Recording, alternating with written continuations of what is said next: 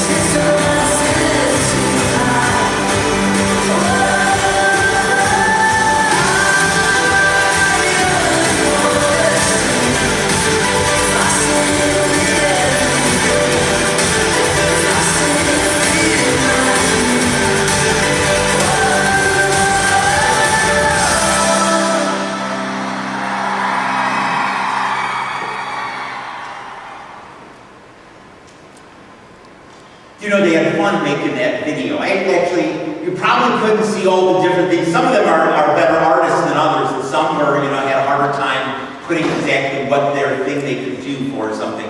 Rachel, what did you put down? You're an athlete, right?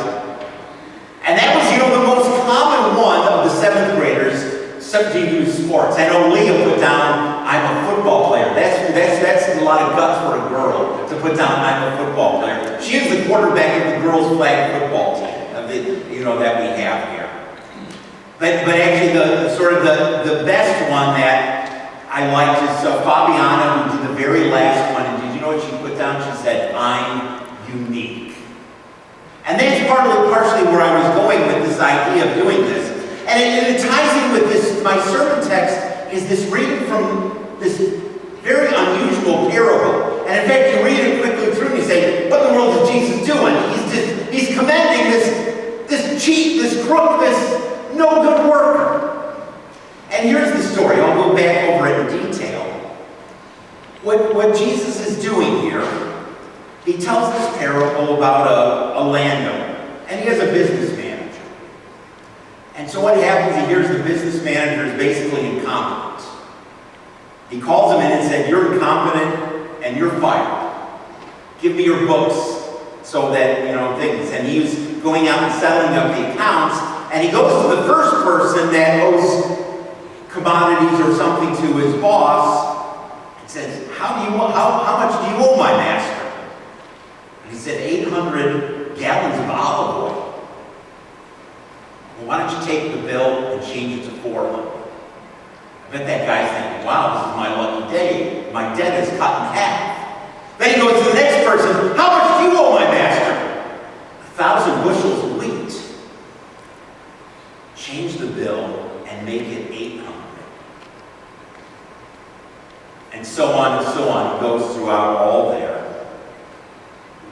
And then the surprising thing happens. What does Jesus say? This guy's really a crook? No. What does Jesus say? You've acted shrewdly. You looked at your unique circumstances and you figured a way to make something good come out of it. Something positive. And actually, I don't usually mention the Greek words, but this was one of my favorite Greek words in this passage. This word for being shrewd is phronimos, and it's a Greek word, and it's used 3 times by Jesus in all of the New Testament. Jesus used this word 3 times, and how do you translate it? You could translate it shrewd, cunning, or wise, or one way or another. And it really expresses a great deal. The first time Jesus used it is in Matthew chapter 7, at the end of the Sermon on the Mount. You may be familiar with the passage where Jesus says there's foolish builders and wise builders. The wise builders are phronimos. The foolish builder, what does he do? He builds his house on the beach, and what happens? Hurricane comes, the rain and the wind comes, the tide comes in, and what happens to the house? It's gone. That's the foolish builder. But a wise builder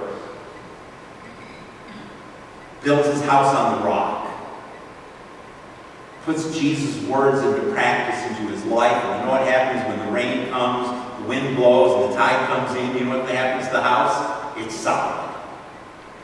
Sort of like that one of the songs we had, Christ is our cornerstone. That's a metaphor driven by that scripture in that song, Christ is our cornerstone is built upon. That's one of the great uses of this word. The other place that it's used is in Matthew 10, verse 16. And in that passage, Jesus is talking to his disciples, and he said, I'm sending you out as lambs among wolves. So here's my final instructions to you. He said, be as shrewd or cunning as snakes, and as peaceful as doves. Have you ever seen a snake walking through the woods all by yourself? Sort of makes your heart give a double beat, you know? And I saw one, earlier this week when I was walking around and clearing a little bit about the nature trail for our cross-country meet. I came across a snake, and all of a sudden it was moving fast, and it was a blood-black racer, and I'm saying, oh, that's good, I like those kinds of snakes. But I've had a few other encounters with moccasins around campus in the woods and by the ponds. Water moccasins, they're not real long, they're only about this long, but around the middle, they're thicker than a baseball bat. And those things, but they don't run away from you. You know what they usually do? They turn and ready to strike at you. You don't like those things. And if I ever see those, I try to get a shovel nearby and end the situation. But snakes have that reputation of being tricky. They can jump into holes, they hide behind trees, they just disappear in the foliage, but you're there and you're looking around, where did that thing go? Jesus challenges us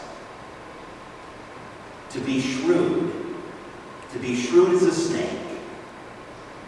And in this parable, he commended that crooked, lazy, dishonest manager because what was he? He was shrewd. And sometimes we in the church don't get every angle. I was rereading the Message translation of this passage. You know what it says? Streetwise. It used that expression. You know what it means to be streetwise? You figure out the angles, you figure out things, how they work. But Jesus wants us to be shrewd, to be creative. I remember reading a book years ago, and it was, I think, by an author named Dan Miller, and he was talking about being creative. And he gave a great story, and I love this story. And it goes to a situation in India. And in India, they still have laws. If you owe a debt, you can't pay the debt. You know what happens to you? You go to debtor's prison. We used to have that. I don't know when they got rid of that in our country. It was about 100 years ago. We got rid of debtor's prison. But in India, they still have it. There was this man who owed a huge amount of debt to this banker. And this banker was being obstinate, saying, I need you to pay the money, and I need you to pay right now. He says, I can't pay you anything, but just wait. My crops will be good at the end of the summer. I'll be able to pay you a big chunk of it then. He says, I want it now. And he was visiting the family on the street outside their house. and their farm, but he looked at this farmer's daughter. She was 18 and said, all right, I'll wipe away your debt completely if I marry your daughter. And the daughter looked up at him and said, you. The father looked at him and said, yeah, I don't want you to marry my daughter. And the guy was adamant and said, you know what? You're going to jail today unless we do this. But he could see the look on their faces. And they said, all right, we'll let the gods decide this. I'll take 2 stones, a white stone and a black stone, put them in a bag. Your daughter can draw out a stone. If it's a white stone, the debt is forgiven and she doesn't have to marry me. But if it's a black stone, she has to marry me. But then the debt is forgiven. The father and daughter talked a little bit about it. The daughter said, well, you can't go to prison. I got to do this for you. And she said, I'll do it. And they said, good. He had a little bag. He walked over. He reached down and grabbed it down in the street. And she saw him pick up 2 black stones and throw them in the bag very quickly. She knew he had 2 black stones in the bag. What did black stone mean? The daughter had to marry the guy. What does she do now? She could call him a cheat, but you know what he would do then? He would throw her dad in prison. Or he could draw a stone, and what she's going to get is a black stone. And then she's got to marry them. Whatever. She said, all right. She walked up, reached into the bag, pulled out a stone, and took a step back and fell flat on her rear, went sprawling back like this, and the stone came out of her hand into the middle of the gravel street, and she said, oh, am I a klutz? I didn't even see what I drew, but you know what? It's going to be the opposite color of the stone that's in the other inlet that's left in the bag. She knew there was a black stone in the bag, so then she couldn't pull the trick on her. Do you know what? That's thinking outside the box, right? It's coming up with a creative way to do the right thing. And you know what? That's one of the things that Jesus in this parable is challenging the church, the people of God, to be creative, to be shrewd, to be wise. There's different ways you can translate that word. But it's a challenge, and sometimes the church doesn't always meet that challenge. And the church is going to face a lot of challenges in our country, and the church is facing a lot of challenges. But Jesus wants us to be wise. He wants us to be true. He wants us to figure out angles and ways to do things. To think outside of the box. And you know, that's what I was trying to get across to the kids as I dealt with 7th graders this week is, do you know what? All of you are very different. And the same can I be said as I look at the church here. You know what? Every one of us are very, very different. Our age is very different. Our abilities and talents are very different. But we all have one God.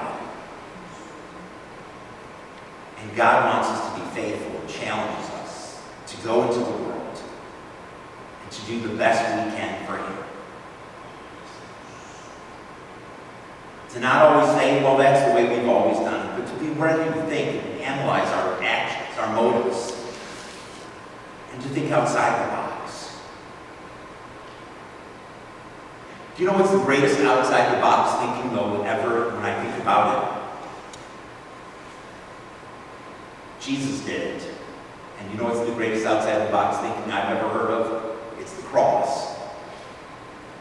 Is it when you think about it first and foremost, when you think about the cross, what, you're going to have the Son of God die on a cross between criminals? What is that going to do? But you know what God did in the cross? God spoke to the world, to each and every one of us, that, you know what, he takes sin very seriously. But what's even bigger than our sin, our failures, and the problems of this world? It's the love and the grace of Jesus. That's thinking out of the box. And Jesus does it so often. You know, we've heard his words so often, but when you stop and think about him, he always has this way of challenging people, of saying, you know, getting people to look at something in a new light, to look at people in different ways. But he calls us. And think about your week. When you go to work this week or wherever you're going, whatever you're doing, try to think of something new to do for our Lord. Some new thing. And you know, it's harder as you get older because, you know, you become more comfortable in certain ways and certain patterns. But try to think of one new thing to do for God. And never be afraid to think outside the box. Jesus did that for us. And he asks us to do the same for him.